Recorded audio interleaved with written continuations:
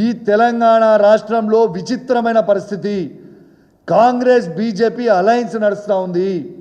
ఆనాడు కేసీఆర్ గారి ప్రభుత్వంలో పేపర్ లీక్ అయినప్పుడు బండి సంజయ్ గారు ఆనాడు ఏ విధంగా పోరాటం చేసిండు. మరి ఇవాళ పేపర్లు వీళ్ళు అమ్ముకున్నారు సెంటర్ల ప్రూఫ్స్తో సహా చెప్పిన తర్వాత ఇలా బండి సంజయ్ గారు కావచ్చు, బీజేపీ నుంచి కావచ్చు, ఒక్కరన్నా దీని మీద మాట్లాడినరా? మీరు ఈ పేపర్ లీక్ అయినప్పుడు అప్పుడు బాగా మాట్లాడమన్నప్పుడు ఎగిరెగిరి పడ్డరు.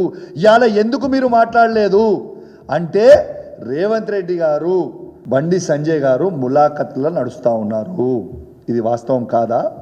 ఇలా ఇది తెలంగాణలో ఉన్న యువత మొత్తం కూడా గమనించాలి.